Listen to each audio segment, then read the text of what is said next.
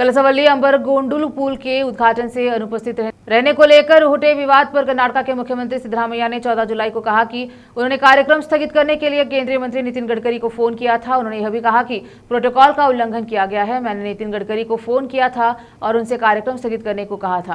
उन्होंने कहा था कि वह इसे स्थगित कर देंगे, लेकिन अब स्थानीय भाजपा नेताओं के दबाव के आगे झुकते हुए वे कार्यक्रम के साथ आगे बढ़ रहे हैं। मुझे कोई निमंत्रण नहीं मिला।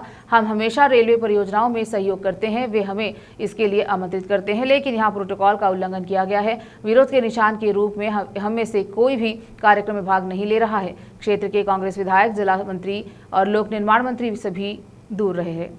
5 ಗ್ಯಾರಂಟಿ ಯೋಜನೆಗಳನ್ನ 2023 ವಿಧಾನಸಭಾ ಚುನಾವಣೆಯಲ್ಲಿ ಘೋಷಣೆ ಮಾಡಿದ್ದು ನಾವು ಕ್ಯಾಬಿನೆಟ್ ಮೀಟಿಂಗ್ ಮಾಡಿ ಕೂಡಲೇ ಅವುಗಳನ್ನು ಜಾರಿಗೆ ತರ್ತೀವಿ ಅಂತೇಳಿ ತೀರ್ಮಾನ ತಗೊಂಡಿದ್ದು.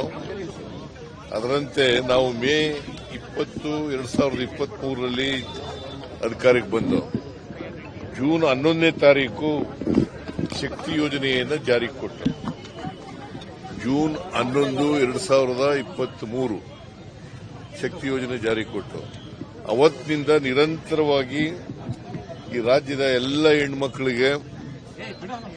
ಹೆಣ್ಮಕ್ಳಿಗೆ ಉಚಿತವಾಗಿ ಸರ್ಕಾರಿ ಬಸ್ಗಳಲ್ಲಿ